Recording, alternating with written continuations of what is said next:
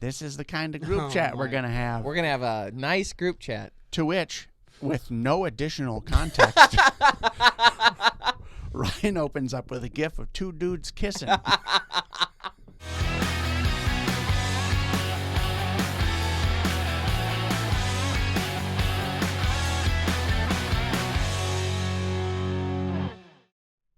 Hello and welcome to episode 89 of the Green Outdoors podcast. My name is Kyle. I'm AJ. I'm Jeff. Jeff, how you doing today? You having a good day? I'm doing okay. I was better earlier in the day. Jeff, I don't know what you were thinking. You send a group chat with your fiance, her very conservative friends, and her husband who doesn't say a word, and her mother. And you start a group chat with us about planning a weekend, playing games. All she said was, hey, I got to get all the information for the weekend out to everybody. Since you have everyone's phone number, can you make the group chat? You know better than I that. said, I don't know about a group chat. The last one we made didn't go very well. She's like, it's just to get out the information. It'll be fine. So I make the group chat. And we attacked It's about you. a Bachelor-Bachelorette weekend. So I made a casual joke. I put a gif of Chris Harrison from the Bachelor. And I don't remember exactly what I said. I was like, something about Welcome to the Bachelor. yeah, that's like that. pretty much it. And so I figured, like good tame joke to start it out. I'll go ahead and set the pace here. This is the kind of group chat we're going to have. We're going to have a nice group chat. To which, with no additional context, Ryan opens up with a gif of two dudes kissing. And then I had to jump in. Yeah. I had to. Yeah. You deserved it. So then I'm talking. I'm standing next to Carrie at this, and I'm going, hey, just get the information out you need. Just put it in there quick so we can get this done and get this group disbanded. Because from here, I'm not responsible for what happens. Oh my gosh! You know what group chats are like with us. They're never going to be tame. Yeah. And no, we're like. The whole premise of the thing is like, well, obviously we're excited about the bachelor party, but it is a joint one, a bachelorette one. And then everyone's talking about like what games we're going to play around the fire and stuff. And I'm like, and then Carrie's mom texted me about asking about like decorations. I'm like, I've never been to a bachelor party with decorations before, but you corner us like that and we're going to make it awkward. That's what we do. I did make. Oh, you're looking for jokes? I got jokes. Yeah, if it's like a tamed party, we're gonna bring the riffraff. Yeah. You gotta loosen people up. So speaking of my fiance's mom, I appreciated the best part of the group chat was when you propositioned her, even though her fiance is also in the group chat. You had to. You don't really have any. Not to. You don't have really any rapport with him either. So I don't know if I've ever talked to him directly. I think it was just the punishment for putting us in that group chat. Yeah. Honestly. You know better. Because what you should have done is you should have that big paragraph. That's all you needed, and that should have been sent just the three of us individually. That was my thought, but that's not how we wanted it to happen. I will admit, propositioning Carrie's mother in front of the fiance may have been in ill taste, but we laughed. Oh, I bet. At the office. Yeah, we were crying. I bet. Yeah, I bet. We were dying. Yeah. She was interested back. Just saying. She did make one joke, but only after you made three. So. Yeah. Which 3 no's and a yes is still a yes. No, I'm just kidding. And honestly, I was surprised at her joke, but it was very tame compared to all of yours. Yeah. Very. Yeah. I know. I think she at some point was like, well, we already invited these people, so we might as well try and make the best of it. Yeah, let's bring some fear to the party. Yeah, I guess this is their humor. We'll try to play along. Man, stiff as a board. Were you- Stiff crowd. I just want to know, when you were originally sending the group chat, were you nervous? A little. Yeah. I didn't think it would devolve as quickly as it did. Well, it was funny. I was at my desk, and I was getting blown up all day from people. And I was like, it goes ding, ding, ding. I go, shut up. Like, I just said that out loud, and then I look, and it's all from them. And I was like, oh, cool. So I click on it, and they're upstairs dying laughing. So I'm like, what are they laughing at? And I start reading, and I'm like, oh. And then I look at the list. I'm like, oh, Carrie's. I don't even know some of these people. That was the best part. Once I saw Ryan's ridiculous gif, I'm like, all right, floodgates. That's the worst thing I could find. Make these people Open game. So no, we'll have a good time. We'll have a good time. Yeah, we'll be great. we did stick you guys in the other house. So Was that I was that going was to ask kind you. of a preemptive thing. was that in response to? No, that was always the plan. It's just like trying to plan where everyone's going to sit at the wedding. Everyone has to get along. You know, we're not going to put you guys in a house with a bunch of people you don't know. And Smart. the house fits you guys, so perfect. We'll put you guys there, and on top of that, if we're doing something, partying all day, whatever, you guys for sure have a designated driver. So Oh yeah, that's true. perfect. You know, You're welcome. it's like 2 blocks away, but you know, You're welcome. still. We'll bring the e-bikes. Yeah, perfect. Actually, we probably will bring the e-bikes. Probably. Yeah, Quiet cats. Yeah. I want to see AJ Blitz driving a quiet cat. I It's don't. tough, even regular. Yeah. To be fair, though, we don't condone using our sponsor's product in an illegal manner. I don't drink. It's AJ, the one who's blitzed. He's like, I'm just sitting here. Is that what blitz means? What does blitz mean? My favorite thing It's back those little pancakes, right? in response to when you said we put us in the site. So Jeff in our private group chat, he texts us, "Hey Kyle." He's like, "Can you guys maybe chill a little bit?" And then Ryan made some joke. It was a GIF, and it was just an excited person. And Jeff said, "To be clear, one of Carrie's friends in the group chat does have a brother who's challenged, so maybe tame it on that." And he goes, "And if you could not proposition Mary directly with her fiance on the phone, that would be great." So then after he sent that, he goes, "Okay, you guys are in the other house. Kyle, you can come sleep in this house if you don't want to be alone." Because they got to leave early. Because they're leaving earlier. Yeah. And so then I texted, "Well, if I'm going to be lonely, if anyone wants to join me, ... And then I go, there, that wasn't so direct. You didn't name names. No names. That's true. That is That's true. I gave you everything you wanted. I don't know what else I can do. I should only be grateful. I'm actually excited about the bachelor party because we're get to go golfing. Mm-hmm.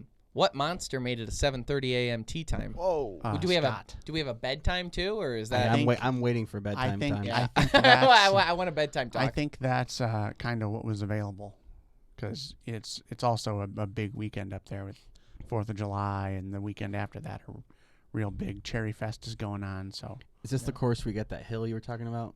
no, that one's like $280 or something for 18 holes. No way. We're only playing 9 because we want to golf and then go do stuff. I mean, we're not gonna spend. You guys are there for one day. We're not gonna spend the whole day 6 golfing. hours. It's 4 hours. We're gonna go to Party Island. Party Island. Yeah. Holla. Yeah, man. We're playing at 7:30. We could probably play 36 and still make lunch. That's true. We're scrambling. No, my guess is it'll actually be pretty slow play though, because it will probably be pretty packed. Okay. So I guess it is a Saturday. Or no, it's a Friday. It won't be that packed. it's a Friday, but it's during the Cherry Fest. Yeah. Oh, So really? that's That's what's going on? Yeah. Okay. Yeah, that Saturday that you guys are there. I don't know when you guys are leaving, but that's the last day of it. So we'll be downtown. You'll be able to at least check out some. You know. Yeah, all right. In ironic fashion, Ryan's not here today because he had the shame from the group chat. No, he was proud of that. No, his fingers were. Yeah, I know. And You had to make it, like, when I was upstairs, easy. I was like, easy with the thumbs over there. Thumbs McGee. He was, I was like, he was so giddy. because I'm like, what else are they gonna say? And then I'm reading, I'm like, oh. And then I made it worse. Wow, I wouldn't have gone that far, but now since we're here, No, he was supposed to. He had forgot that he was supposed to go with his fiance to take dinner to her grandmother on podcast night, and he forgot. So then she was like, "Hey, where are you?" He was like, about to do the podcast, and then she was pretty upset with him. Then he went, but she's still upset, so he didn't win much neither. So if she's still upset, then she's already upset, and if she's gonna change her mind, then what? Just do the podcast. that's what I was thinking. Yeah. You know, what would you? If there's no benefit, I then think that what would Jesus do? Yeah, I mean, there's never a win when it comes to conflict with a significant other. yeah. At least on my end. I've I assume that's never seen a 90% win in my life. Yeah. Yeah, There is no win. that is one thing difficult. I think that as a group we're collectively easy to date because we can communicate all day because we're at the office and we have a lot more freedom than most people have in like a career. Mm-hmm. But at the same time, with the travel schedule and stuff, that like weighs on them pretty good. Yeah. But Things are pretty smooth right up until the travel. Oh, yeah. Even the week leading up to the travel. If you're excited about the travel at all, they hate the happy. Oh, you better not. They show any hate the sign of happy. glee. Yeah. Because you smile at work, they hate you. Yeah, the best. It's like, so you guys are going to Hawaii? Are you pumped? You're like, it'll be all at work. I don't. That was me. Well, I'm not yeah. even kidding. Yeah, you. I could not project my excitement. Excited that you get to go on vacation. I get we get to We'll be do in- cool things, but we're not. It's not a vacation. I'll be in the mud the whole time. It's not yeah, gonna be fun. right. You know, And we're like, she's like, so did you go to the beach? And I'm like, no. No. My favorite was we did once for about 2 hours. That I was hated our it. free time. How dare you? What? We took 2 hours out Nope. of no. Nope. Okay. Nope. piece of You get nothing. Jeebs, you piece of garbage. Yeah, that was that. I feel like it should be easy to date us because we have a lot of freedom in our schedule, but at the same time, the traveling. But I always said is like, why would a girl be upset though? Because there's nothing to be jealous over. Like for instance, we go to Colorado. We're 6 miles from the closest house, not town, but house. Right. And then we're another 25 miles from civilization. Yep. We can't get to where we're at with normal tires. We had to put tractor tires on a truck just to get up to where we are. We got no power, no service, no nothing. We're up there talking about whether God's real and if, scary ghost stories and politics. Yep. Laying in bed, getting stung by bees. What on earth are you worried about? Like, Yeah. we're not interacting with... You want to be here? Yeah. You are exaggerating a little. We did have a car battery for power, which was just enough to delay the bees until nighttime. And no bathroom. Yeah. No, there was also a bathroom. That's a stretch. Just with a big tank in the room with non-potable water to, That's right. do individual flushes. And I barely flushed because I didn't understand it. Don't flush more than once. Yeah. We might as well have been in Calcutta. Yeah. Is Calcutta bad? Yeah, Calcutta's real rough. Oh, I thought that was like a big. Well, you Isn't thought that one of their population centers? Yeah, it doesn't exactly. but they For the just don't. joke, I was assuming it was desolate. with how But many, I'm not with how, If confident. not, No, no, I input really don't know. your I know favorite. Calcutta. I know this. Oh, Yeah, no, okay. no. It's a highly populated area, and there are some wealthy people there, but for the most part, everybody's flat broke. Oh, okay. Yep. Huh. Yep. Yeah, I don't know much about India. Yeah. So. I heard about an unsolved mystery, so I just Gotcha. came to Okay, the surface. there you go. On a more serious note, it's going to be summertime, and one of the things that I hate, I actually went fishing last night. So I went fishing, Abby and I, at Lobdell Lake, which if you remember, Lobdell Lake is the one that we went to. Bass. No, we went there and did well on crappie, if you remember. We also went there with Ken one time and got pike and this and that. I went over to this area where I had done really well in the past for bass because I wanted to try and get, some bigger fish and stuff like that. And I didn't honestly feel like cleaning fish, so I was gearing us towards bass and pike in the first place. Plus, getting something cool and big would be neat. Mm-hmm. And went over there. We tried these docks that I had always fished because they hold a lot of bass beds, and the bass are on their beds still kind of right now. Getting to be a little in the later side of it, but there were still some on there. But just as we were pulling up, a bass boat was leaving. I was like, oh. So I was like, I bet they hit every one of these things. And then there was a guy there who was like, there is a bass all day on a bed right here at the edge of that Sea-Doo lift. And I was like, okay. So I cast in there 10 perfect casts, never got hit. And I'm using a purple worm with a white stripe, so they would have smoked that if it was They're on around the corner watching you, laughing. Yeah. It's like, there's one fish left. You might get it, but we're out of here. Yeah, I'm just hitting it in the head over and over, and it's not biting. So they probably caught it like twice. So we really didn't do well. So funny. But we ended up getting like 3 or 4 small bass, and then Okay. we got a bluegill and then crappie. Yeah. The So- video you sent me looked like you had fun. Yeah, you we did had get a crappie?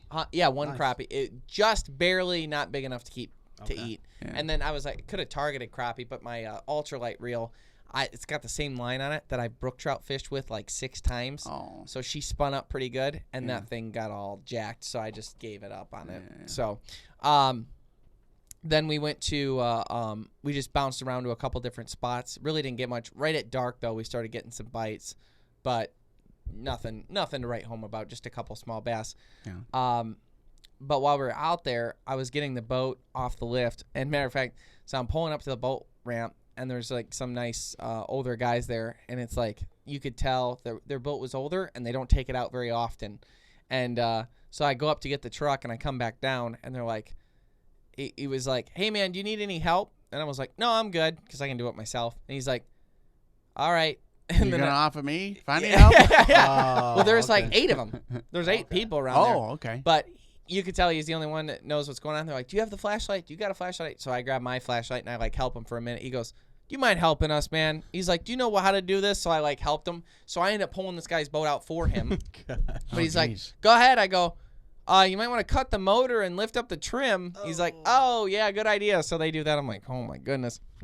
So I pulled their boat out. I'm like, "You're all set." And they're like, "Thank you." So they're just nice people. Yeah. I go out and get mine in the. He comes back. The motor on the boat's gone. Yep. The other 7 guys were off in the distance. Pit crew in our boat while he's helping them with their. It's on blocks. That wouldn't surprise me if he came back with that story. That would happen to me. Mm-hmm. I went out of my way to help a stranger and then got robbed again. Again. We're on our 3rd business card. Yeah. My bad. I pulled over. I thought I was.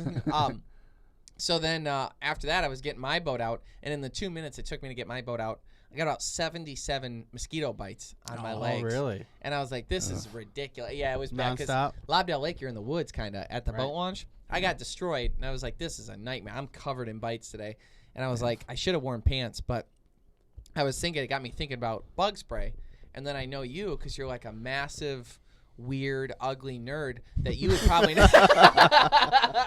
All right, well, that's it for the podcast. Thanks for tuning in. Our friendship, if you could, no, but I know that you're creative enough to probably come up with some sort of remedy because I didn't want to put DEET right on my skin. So what you got for eyes? No, just kidding. I don't know why I feel mean. I feel mean. Lived in Lansing while I was going to Michigan State.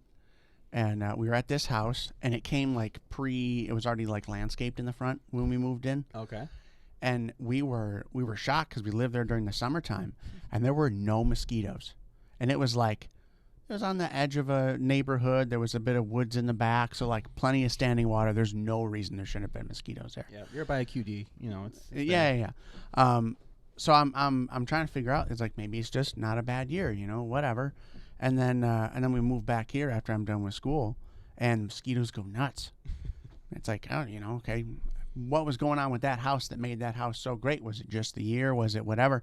We look up a lot of the plants. Skeeter on his Peter. a lot of plants along the front in that landscaping were catnip, and the catnip is apparently a great mosquito deterrent. What is catnip? It's a plant. Is that like? Is it really a plant? Yeah. I heard catnip is like drugs for cats. Is that? They do like them some catnip.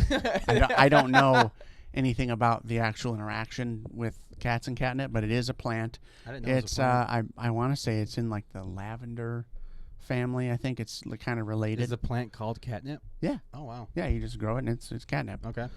So when they give them like, because I'm looking at, if I look up catnip, immediately there's like an ad for Chewy that makes like catnip that you can buy from the field, stalkless catnip. Give your cats catnip. Do they call it catnip because cats like it? Mm-hmm. They make catnip joints for you. They call it meow Joanna. Oh, meow Joanna. Yeah. Yeah, it would have been funnier if it didn't stutter it. Yeah. It wasn't my best. They smoke this. Can you imagine a cat with a little blunt in his mouth? Be hilarious. They don't have to. They go nuts They for it just eat on it, its right? own. Yeah. And they like freak out, right? Oh yeah, they'll just. After you do that, really? Yeah. That's nuts. So I've been told. I don't know if they actually like get high on it, but it's. Reminds me Yeah, of They have an interaction with it for sure. the Santa Claus when he's like listing all the things that in the movie The Santa Claus. Tim Allen, he's like, yeah, we field dressed a cat, shared a bowl of sugar, cruise for women. Yeah, no, it shared a bowl of brown liquor. Yeah. Or shared a. Did you say he did say Shots sugar? of brown liquor. Shots of brown liquor. Shared a bowl of sugar. Field Field dressed dressed a a cat. cat. Oh, okay. Look for women. Yeah, that's it. It's a classic. Go on. With this. Like Remind me. And this is a Took some 1994 kids movie starring Tim Allen. Jokes were funnier in kid movies then. You know. Yeah. You Everyone got a They joke. make the jokes and the kids don't get it, and Yes. the parents are like, "Oh yeah, okay." Yeah. But you see Sex and the Stars in Lion King, and you lose your mind as a kid. Yeah. Like this is getting They did hot. it. They did it. You didn't see that till after. No, you You didn't recognize it. yeah, You were you couldn't read till you were in 4th grade, you moron. All right, go on with So your catnip. So catnip. So I started looking for ways to like. Smoke it. Yes, that's what this podcast is about. Brought to you by. No, different things that you can either grow or have to like try to just make mosquitoes go away. There's actually a lot of different kind of plants. Obviously, like citronella. That's a big thing. Everybody's got that in the candles, and it works. Some. I haven't had great success with just citronella. Have you ever even? Just the big candle. Yeah, but like to me, those don't work that great. No. But there are a lot of different ones that you can get essential oils for, and then you can mix it in witch hazel, because witch hazel is like an easy base for a lot of different stuff you can use. I think it's good for your skin. So you take that and you mix that with different essential oils that are either similar to catnip, or you can use citronella. Does come in an essential oil. You can use. I got a list here. You got tea tree. Lavender, like I said, similar to catnip, eucalyptus, peppermint, and then I don't know if that's like a combination of just like the strong scent keeps them away, or if something to do with that. A combination. It doesn't have to be those ones. You can pick different essential oils, but as long as you have some of those in there, those ones do a great job, and you just spray it on your skin, and you're good to go. You don't have to use Deet. You don't have to get into all the other. What is Deet? I've heard that twice now. Why would you think I know that? Yeah, Deet is super. I know Deet's like sketch though. You're not supposed to put it. I've never even heard of it. So really, it's what's in a lot of. Yeah, Deet is like the like number. off. Oh, that's the ingredient. Yeah. Okay. Yeah, if you look at, and a lot of them will say percent of Deet, and like Deep Woods is like 100% Deet, and that's. Yeah. But I want to say if you could eat cancer through your skin, that's what Deet is. So, but the bugs hate it, and sometimes it's worth it. When I go, it's funny too because I have like a level of tolerance when it comes to like trout fishing, and you're getting covered in mosquitoes. It's like I'll start out with something all natural and blah blah blah blah, and then by the end of it, I'm like eating my hands. That was what you wish you don't care anymore. I'll rub my eye. I don't care. Yeah, exactly. Because you're not supposed to rub your eye. You're not supposed to touch your mouth. You touch food, whatever. Open your mouth. Yeah. So real quick, back on the catnip. Looking that up. Catnip is a common herb that is a member of the mint family. And it's a plant that easily grows in North America and has feather-like light green foliage with lavender flowers. Ooh. So it's lavender color flowers, and it's in the mint family. Catnip leaves have actually been used to make tea, and the flowers are said to relieve coughs. It's also a main ingredient in some natural bug sprays, as you said. Yeah. Now, what does catnip do to cats? What does catnip do to cats, and how does catnip work? He's come a long way since the 4th grade. Yeah. Cats have an extra scent organ that is in the roof of their mouth. This olfactory bulb. No. Nice. No, I dodged the spell. I dodged the saying of it because it's a doozy. But the special pathway allows scents that are collected in the nose and mouth to be carried to the brain. Oh. So the oil that's found within the catnip plant's leaves that can cause behavioral changes in cats, or a cat that's exposed to this substance, they have a smell that have to smell the catnip. Catnip mimics feline sex hormones. Ah. So cats Take enjoying a the sniff, substance it goes right to their brain. will often So cats enjoying the substance will often display behaviors similar to female cat in heat, although both male and female cats can experience the effects. Multiple O's, as they say. These behaviors, unless you do the twisting, but the behavior can include overt signs of affection, relaxation, and happiness. Other cats will display active behaviors such as playfulness or sometimes aggression. I assume that would be how you would react. Some veterinarians have recommended using catnip to help with separation anxiety. It's like, makes sense. Give them an orgasm and a. Don't forget all their worries. Chill them out. Does catnip work on all cats? Not all cats will respond to the active compound in catnip. Veterinary studies suggest that about 60% of them will. So how long does catnip last? About 30 seconds. No, I'm just kidding. Catnip effects will vary in length depending on the cat. Usually the behaviors associated with the smelling of catnip will last around 10 minutes and wear off gradually. It could take...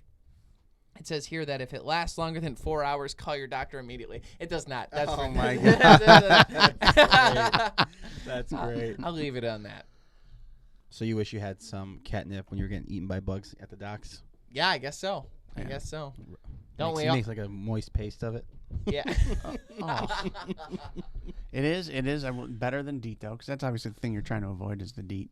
They do say that you're not supposed to apply it directly to the skin. You're only supposed to apply it to your clothes. And then if you are going to put it on your skin, definitely don't put it on broken skin or then your eyes or your mouth, because it can cause, not with everyone, but in some cases can cause severe skin irritation. It can cause like problems breathing. It can cause obviously burning eyes because it is an irritant if it gets in your eyes. And it can also cause headaches. Slows the healing process. So it's not, I don't know if it's actually like a carcinogen or anything like that, but it's definitely not great for you. So you want to try to avoid that if you can. No, it sounds like a better mixture than what I've been using. I want to do some peppermint and hazel spray. Well, now I'm confused. What have you been using? Piss. Everyone's getting bit by jellyfish. The smell. Yeah. Trust isn't built in a day. It's built over time. The early hours and the late nights. It's built by doing the work and pushing the limits every day. Because the promises we make are the promises we were built to keep.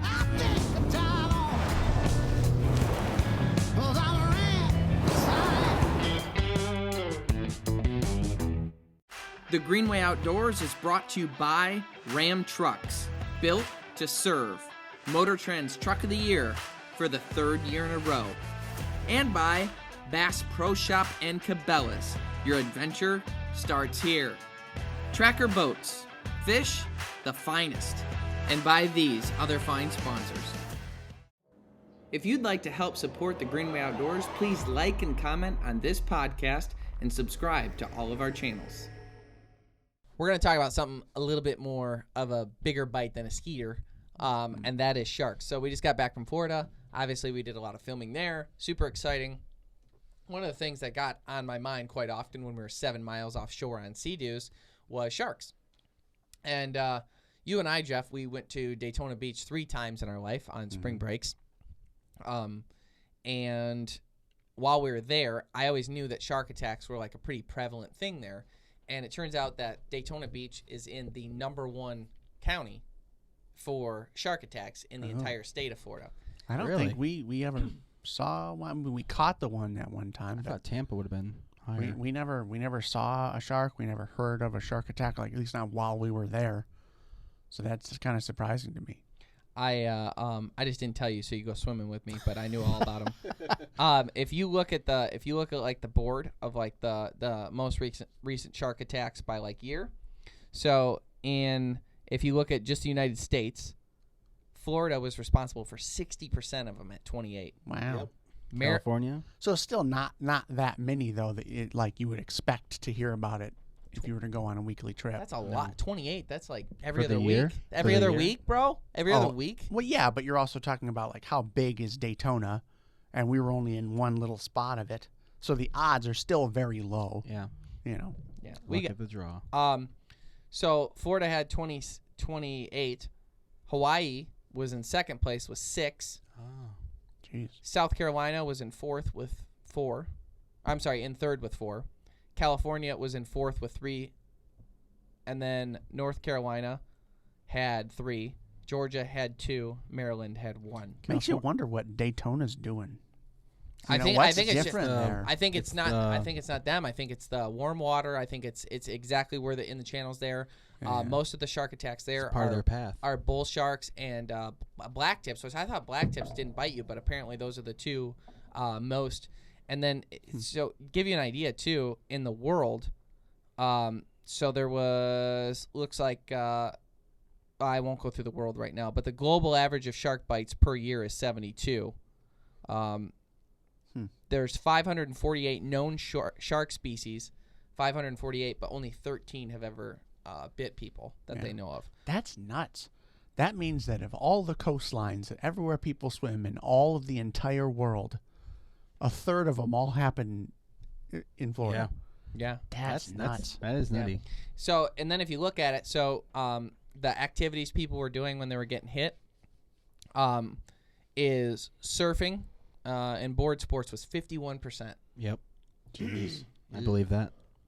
Swimming/wading was 39%. Okay. Snorkeling was only 4%, so you might as well just go out to where they are. You see a shark coming, hurry quick, put your snorkel on. You're good. Go down. You're good.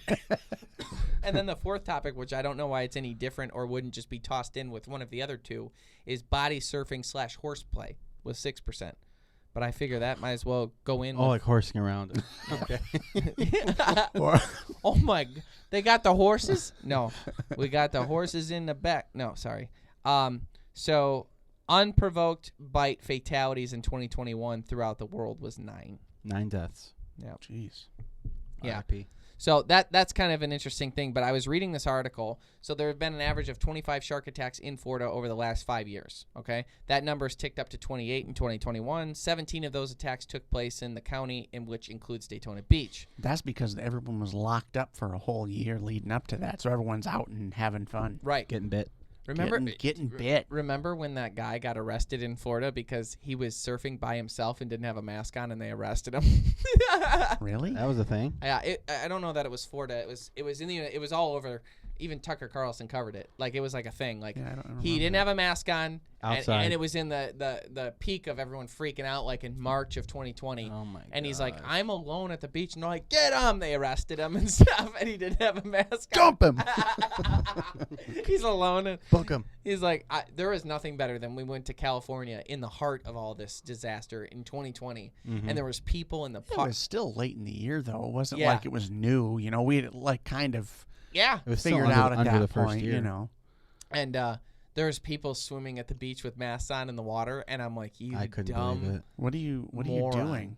What, It's like, you know it doesn't work, and you're doing it in water. Stop it! Yeah. That was epic. It but, was insane. So Florida has led the world in shark bites for decades, according to the International Shark Attack File. Its 28 cases in 2021 accounted for 60% of the attacks in the U.S. and 38% worldwide. 38%.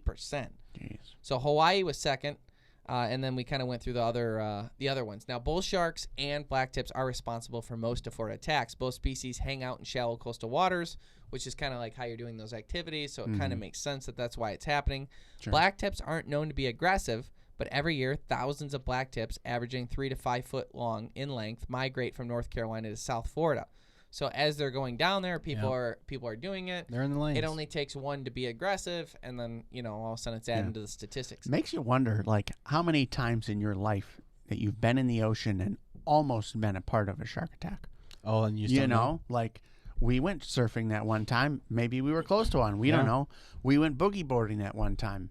We were for sure close to one that I'm time. surprised we didn't see them, whipping around in the storm force winds. They made that documentary where sharks come together and they end up in hurricanes or tornadoes, and then they get caught up in the tornado. Sharknado is not a documentary. Sharknado is not a documentary. That was good. You might not say that if you saw Sharknado 2. Or 9. As if it becomes or 9. It becomes more true because they made more versions of it. That's awesome. Um, I will say that when we were out there, however many miles out, there was a part of me that wanted to go swimming, and Bree was like, "Yeah, there's sharks around here, but you should be fine." And I was like, "I kind of want to try. yeah. Let me get in and not, my fear has gone down over the years. Yeah. Because of the percentage thing, and it's either going to happen or not. And now, if you would have had a snorkel, you would have been fine. Yep. It is interesting too, is that with how many attacks there are, though, that it is so concentrated in that area. And the U.S. had the most unprovoked shark bites last year with 47. Unprovoked. Who's provoking? Yeah, actually, you know what? Is it like the guy against the kangaroo? Yeah. You ever seen that video where the kangaroo's like grabbing that dog and the guy goes over to like try and stop it? Yeah, and they get into a fist fight? Yeah. He punches the kangaroo in the face. Clean hit. People hated that video. They thought it was so wrong. I see nothing wrong with it. Speaking of Kangaroo came with his hands up. What do you? yeah, It's assault. I mean, the man had his dog, and it was a clean hit though. Yeah. The All kangaroo that took shows is that is the international symbol for "Let's go, guy." Yeah, That's true. It doesn't matter the animal. But I like his reaction when he gets hit and he's like, Whoa, Guy! we're all just having a good time. I was just gonna eat the dog. It's got nothing to do with you. "I'm just gonna eat him. What do you want? want?" Oh, my gosh. I'll come to your dinner and mess you up. No, speaking of Sharknado and movies, though, Jaws was actually inspired, supposedly, by an attack that I believe You'll never fix it. No, and I don't want to. They don't. I'm like a stubborn liberal. I don't want to change. Think it makes him unique. Gives him character. It doesn't. Tough to hear. It doesn't. So what is it? Supposedly. No, you throw a B in there and call it a day. Supposedly is the market day of literature. Market day was where we got our food as a kid. It was discount. Yeah. You got market day too, didn't you? Yeah, we got the good stuff though. Yeah, not the frozen pizzas like your poor family. You got the pizzas? Yeah, the pizzas were good. Oh, it's worse than I thought. It is a little funny looking back that we bought our groceries at the elementary school. That's not root beer floats in Easy Mac. Oh yeah. Root beer floats. Yeah. What was that? They had the little it's like a push pop, but it's half frozen root beer and half like vanilla ice cream. Never. What? Sounds awesome. It's delicious. Do they still? It might be a nostalgia thing. They were probably like not actually that great, but like just that combination alone, it's gonna be at least be okay. You know. That sounds fantastic. Oh, they were great. Man, I'm really missing out. Anyhow, supposedly the inspiration, supposedly. Hey, the movie Jaws was inspired by a bull shark that went up the Mississippi River. Oh. Thousands of miles. Really? And attacked somebody. And like the farthest north attack, I think, took place in Ohio. Wow. Really? Okay. So the thing gets all the way up there. And this got people thinking, because there's been rumors throughout the years, could there be sharks in the Great Lakes? Because first thing you're thinking is, well, saltwater. Ain't no salt, stupid. Instant, yeah. Bull sharks. Tain't need no shark. They ain't even need no other sharks. It's just them, man, against the world. They don't need salt, was what you were trying to say? They don't need salt for say. So they don't need salt. So they that's why that attack took place so far at the river. Huh. Now, the idea was then if they could get to the Great Lakes, could they survive in there? Because they don't need salt. And I did some research on it, and basically what I've come to the conclusion is this, that with all the dams that have been put in place now, the path to get to the Great Lakes probably isn't there anymore. I don't think they could do it. And with the Asian carp coming through, they put all those electro fences in to block Lake Michigan out. So there's just a lot of reasons. Those electro fences would also work on sharks. Yeah. So my thought is that they probably couldn't get there. It's a lot of miles. Also, if they did get into the Great Lakes, I feel like I'm explaining this to my niece right now to get her to get in the water. If they did get in, I believe that they would have trouble with the prey. As it turns out, I just happen to know this off the top of my head. I didn't Google it. They recycle salt in their system, in their kidneys, and are able to maintain salt levels that they need to survive short term. So that's how it would be able to make it up to potentially Ohio. But once it got into the Great Lakes, it would need a source of salt to be able to actually survive. Hey, It's man, crazy. you guys got any salt? So, and then on top of that, the waters in general just too cold for them to survive. That was where I was headed. Now, if you just this is from the Great Lakes Tourist Board. So he's torching my story. Go ahead. it didn't seem like you actually knew nothing. Oh, so I was headed there. I was building a story. Try it once in your life. But you do this to me every time I have a story, just because I tell it different than you would. yeah, I really want things my way. Go ahead. Yeah. No, that's all I got. Now you go ahead and finish your story. Go ahead. I do know. That's all I That had. was it. Oh. I Googled it, and it was a Yeah, little blurb. and that's why. Yeah. So in my research I found, if you let me finish, is that, yeah, it's the cold temperature that would probably kill them first. Yeah. And the lack of prey that's big enough, because they're eating bigger prey. Yeah. And, you know, Eating kingfish. catching lake trout is not as easy as you know, the bigger, slower prey that they've They're got. getting crumbs in Lake Michigan. Yeah. Yeah. Glad they wouldn't work here. All the muskie would be, that'd probably be their prime target. The muskie would be. I would think so. Yeah, I Going guess after that's big bigger enough. prey, you know. I would be curious. Can you imagine how confused a muskie would be getting smoked by a shark? It's like, I'm the king whoa, around. I run this thing. I put in my time. I'm 54 inches. What's eating me? 54. Yeah. You see the size of that muskie that came here yesterday? What plant has he been eaten by? What kind of catnip is that sucker on? What were you gonna say, AJ? I'd be curious to know. So let's say, you take a huge tank with a, 12-foot shark, whatever species. Okay. And you just dump it in Lake Michigan. How long it will survive till it actually dies? So how healthy is it when you're dumping it? It's right out of the Pacific. Right out of the Pacific. So have you bulked it up with food or it's stocked up? Has it been sitting in salt water up until now? It's been in the tank for like a day.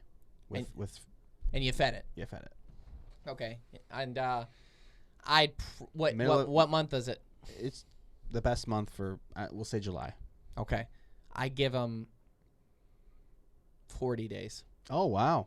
It's not instant? Really? No. I give them 40 days surviving without the salt. That's crazy. And being able to eat. They don't eat that. They don't have to eat that often. Mm-hmm. I'm surprised someone's not done that. He'd probably get 1 or 2 Done cheat like meals. the Free Willy and just backed it up into the boat ramp. But even that. but even then, after the first week, it's probably pretty lethargic. It probably isn't that. It might live the full 40 days. But They're not lethargic in the fresh water. I mean, they swim up thousands of miles in the Mississippi, well, I'm and saying they didn't still, do that in a still day. cold though.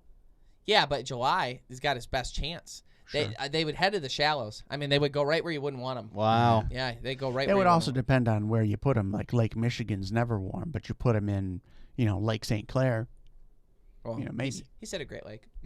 Yeah. Lake St. Clair's a whole nother ballgame because Lake St. Clair it's a big That puddle. goes to Detroit. Lake St. Clair is no deeper than 20 foot anywhere in the lake. It's a big puddle, Wow. Yeah. but it's not a Great Lake. Yeah, Part I've of the always- system. I've always It had wondered to how swim long through they it. would last.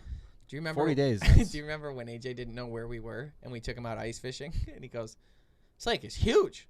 I mean, it's giant." I go, "Someone call it great." It was Lake Huron. It was. We didn't tell him where we were, to be fair. We just blindfolded him, threw him in the car with a sack on his head, so he didn't know what was going on. That's how he likes it. Yeah. In our Teabag defense. and all. On a more serious matter, I am still a little bit upset. We went to Florida. So in our Florida trip here that we've been talking about, we went to the Florida Everglades in order to hunt for pythons. Mm-hmm. Now, we've done this before, so not our first time. And we were going to go with a gentleman that we've gone with in the past in one of our episodes. And his name's Tom Rahill, super well known. There's only like 8 people allowed in the national park to go hunt pythons. The last time we went, why don't you take this off? Because you're the one that fills out all the paperwork. You're the dad of the group. We set it up several, 2 months in advance. We went through what all paperwork we need. It was surprisingly minimal. There was a form that we needed to fill out for the actual area we were in. I think it's like a watershed, something or another. And then at the time, I don't believe you needed any kind of license or anything like that because it's not a standard. It's not a game animal. Yeah. So we did that, and then when we got there, we filled out a form, which I assume is either like a liability or something like that. We did fill out a form once we got there, and then that was it. That was the first time. Yeah, the first time we went there, and we went out and we did pretty good. We got our hands on some snakes, had a great time. Good footage. Filmed a great episode, and that was it. So we figured it'll be the same. I look it up online, and it's like they've removed as many barriers as they can to get people to take care of these snakes because there's so many of them. There's like on paper at this point, hundreds of thousands of them because over 200,000. They've proliferated so extremely. So they're trying to, make it easy to go out. So I'm like, perfect, that's great. We'll do the same thing we did before. We'll contact, Tom just to double check, make sure everything's good, and we'll be good to go. And then so we did that. We did and then, that. He did give us an additional form that we hadn't had the years before. Mm-hmm. Filled that form out as well. And basically the idea was that we're going in the Everglades National Park. So with the national park, it's controlled by the Department of Natural Resources. They call it Florida Fish and Game there. And because they control the whole thing, they decide who goes in and who can film and this and that and everything else. But we really went out of our way to make them look good in the last video. They loved it. We got so much great, and I'm like, now wait till you see our stuff. I mean, that was like 3-4 years ago. Mm-hmm. Our content's so much better now. The species numbers are going up, and they're complaining about it, and they're trying to, part of the reason we were doing this episode was because the Florida Fish and Game there is trying to get rid of any law that would prohibit or slow down or stop anyone from going out and doing this because they want so many more. 99% of all fur-bearing creatures, everything with fur on it, is gone. 99%. It used to be per week 2 species were going extinct per week. It's now 1, but the only reason why it's 1 is because they're running out. Okay, so and nobody knows about this. Nobody talks about this. Yeah. So it's an absolute nightmare, right? And the vibe that you get is that they're getting rid of all these laws, they're doing all this stuff. So we do all the paperwork and additional forms. We check with Tom ahead of time. Are we all in line? Are we good? Yep. He tells us the dates to come. We drive 27 hours to Miami. From Michigan to Miami. That sounds terrible. Yeah. I flew. We drive. It was great, honestly. We drove, and this is what stunk, is we have a new relationship with Quiet Cat, our sponsor. So excited to use the bikes. They're the ultimate thing for doing this. Mm-hmm. So we drive because shipping or trying to send those things with their batteries and everything else is just not advantageous. For those of you who don't know, Quiet Cat is an e-bike. They're incredible. Go check them out. And this is going to be the first episode with them. I'm super excited about that. So we drive. We get all the way down there and then can't get a hold of Tom. And I'm like, that's not uncommon because Tom will go 3 or 4 days deep in the Everglades and not be able to contact anyone because it just doesn't work. The phone doesn't work. Yeah, but he'll have to reach out because we're here for the days we said we were going to be here, and we talked to him a couple days before we left. Mm-hmm. Everything's good. We get there, and then we're all set up. We filled out all the paperwork. We turned everything in. We have the A-OK on everything, and then all of a sudden, Florida Fish and Game says, "Oh, we're not having anyone film out there for like the next month or two. Sorry, it's just no." I'm like, "But we're already here." So then Tom's like, "Well, here's their number. Why don't you talk to them?" And normally, I'm like, "I got this. I'll schmooze them. We'll get this taken care of." I mean, we're doing them a solid. We're literally doing publicity for them. Mm-hmm. No way they're going to tell us no. Trying to help them with a problem they have. We've done it before. They know we've done it well, and they're getting rid of all the things that are supposed to be stopping people. They deny us. Once we're already there, they change their mind. And keep in mind, day before filming, we had been approved, and now we've been denied once we're there.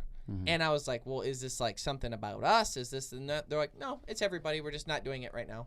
I'm like, well, we're doing it to publicize to you guys. We're going in to take care of the snakes you say you want to get rid of. We're trying to help you. We're trying to give you publicity. We're trying to make all this great for you. And they're like, yeah, so. And you know what it is? It's the same thing it always is. It's hourly employees that don't care about their job. Because I talked about it, Tom, after. And normally I wouldn't trash any Department of Natural Resources. I got no problem doing this because they're like, oh, sorry, we would need more like another month or two to decide on this again.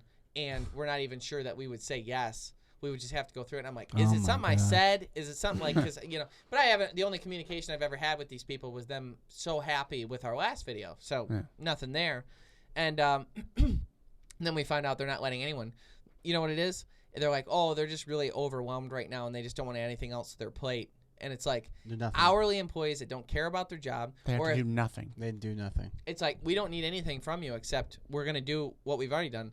And then for me, I don't want to say I'm not a rule follower, but I don't really like being told no, and I don't really listen when I am. And in this case, I was like, forget it. Like, how would they know when or where we were when we filmed? Mm-hmm. But obviously, Tom wanted to follow the rules because his livelihood kind of is dependent upon it. And I was just frustrated. And if we boast that we're in the Everglades National Park and everything like that, it's hard to get in It could have got back and bit us. Yeah. But it's just frustrating. So we ended up having to last-minute ditch do the peacock bass episode instead for our huntcast, which was super cool. And luckily, Drew of Drew's Guide Service stepped up for us. We had done a peacock bass episode like 3 years ago with him while we were there originally doing the snake episode. I called him. I was like, hey, man, what are you doing tomorrow? He's like, fishing with you. I was like, God bless you. Had a group, and they canceled. Yep. What are the odds? That's great. I guess what I've tried to do with this annoying situation is look at it like maybe if we would have gone out, it's a very dangerous hunt going out for the pythons. Mm-hmm. Number one, pythons, then you're hunting for those. The other 3 snakes you might grab by accident will kill you. Mm-hmm. Gators, crocs. It's the only place in the world where gators and crocs are both in the same place. There's a lot of ways to die out there. It was super dangerous. So I'd like to think maybe it was God making it so we wouldn't get killed while we're out there, and maybe something would have happened and blah, blah, blah, blah, I assume. Why don't you guys go hang out in the canals? Yeah, why don't you go fish What's for frustrating, though, is that since we've been back, there's been more press within the last 3 weeks of people finding pythons in the Everglades than all year. And that's what ticks me off. And I'm trying to, like, place the dates on it. He's right. And DeSantis just made a huge announcement about it as well. So I'm like, were they so overwhelmed with other press? It's like, do your job. Yeah. All we needed was just Gotta help. We didn't need anything. Just you don't gotta move. Way. You don't gotta move an inch. You could have good footage for your stuff you're doing. I don't even want to talk to you.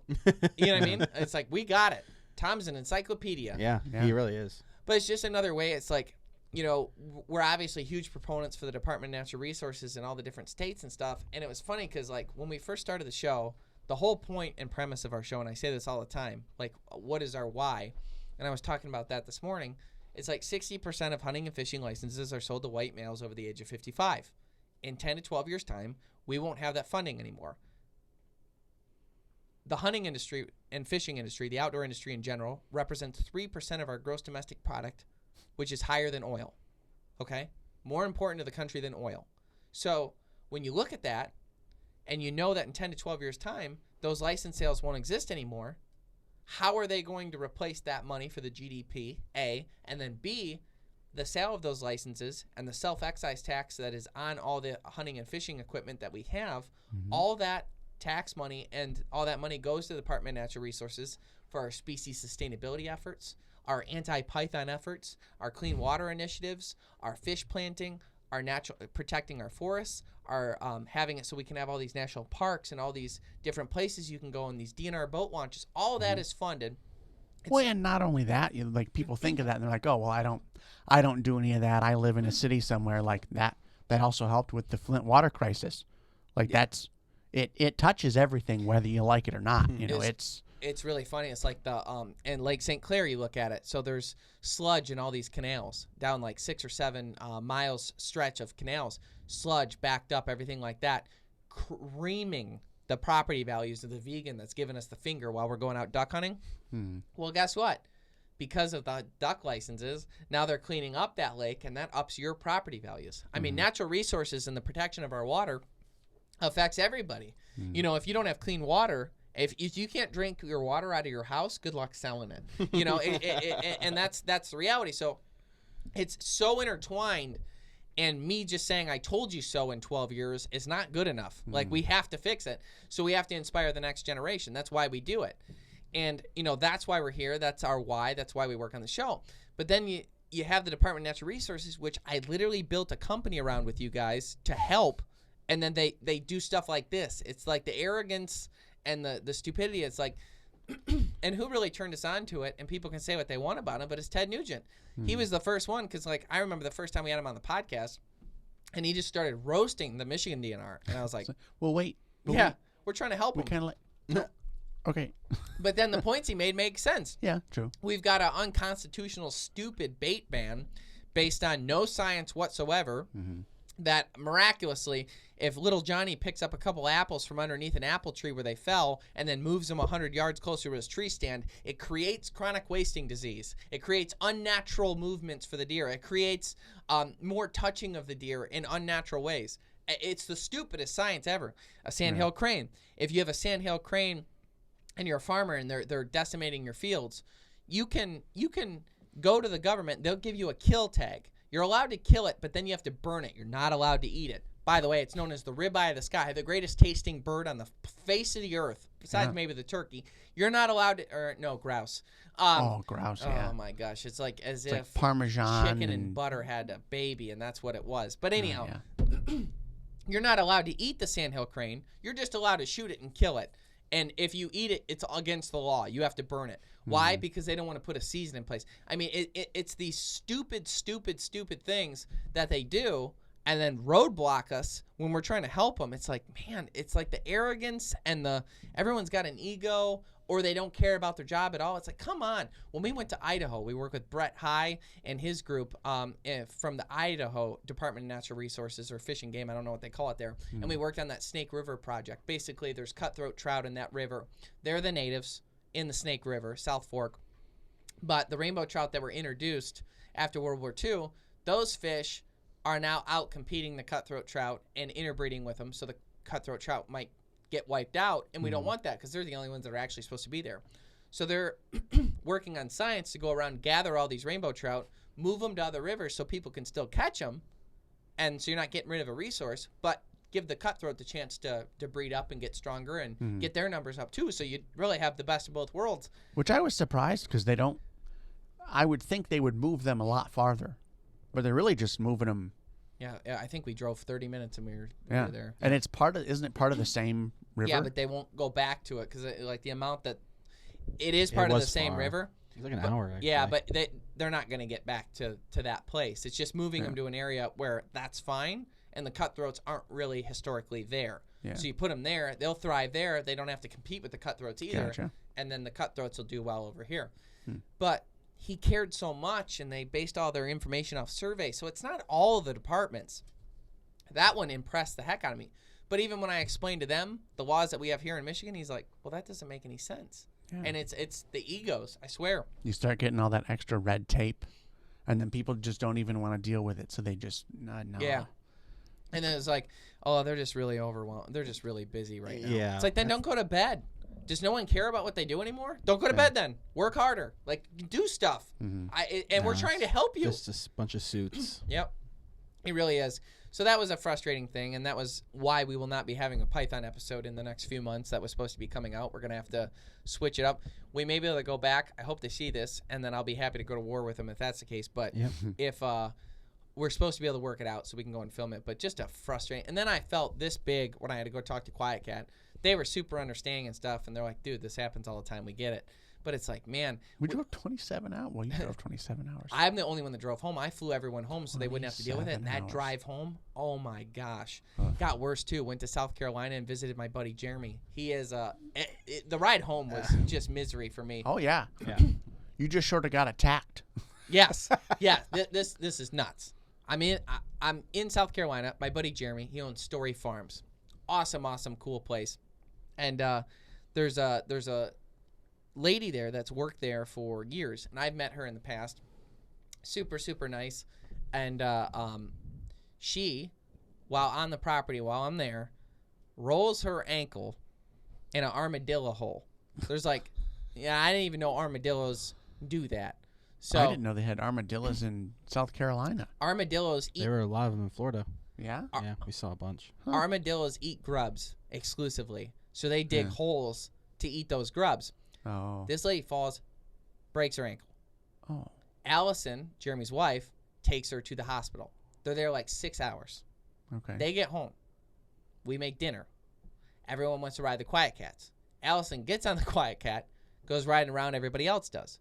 She pulls up to stop and talk to me, puts on the brakes, goes to put the kickstand down, steps in an armadillo hole, breaks her ankle. Oh, my God. Same day. Same day. After she spent 6 It's not hours the same, in the not the same hole. No. Oh. And Jeremy goes, But Jeremy goes, Might as well be. Jeremy goes, there's 2 armadillo holes on this property. And it's like 20 acres. And it's like, huge. they found both of them. Oh. So then Allison breaks her ankle. She has to go to the doctors. So I have Jeremy's 2 sons, Wyatt and Levi. Levi is their adopted son from El Salvador. He's 4. And then Wyatt is 9. So we had a dance party, and we made frozen pizzas and stuff like that, made it work. But they were pretty mortified because they saw their mom break their ankle. Yeah. And she was tough, though. She didn't cry. Yeah. I was like, geez, you're tough. And she goes, I broke my ankle. She's a nurse, delivery nurse. Oh, she knows. And she goes, I broke my ankle. And I go, are you sure? She goes, yeah. And then she goes, you questioning me? And she goes, I'm gonna faint. You know, like very, very like, yep. She goes, I'm getting really lightheaded. I'm just gonna. And then I'm like, Jeremy, get out here. He goes, what? I go, Allison broke her ankle. He goes, ha, shut up. Because she just spent the day at the hospital with the other lady that broke her ankle. Yeah. No way they both broke their ankle. And she's down. Also broke her right foot. Oh, jeez. So just everybody getting mowed down. So I stop in I stop in South Carolina, and I witnessed 2 ankle breaks in one day.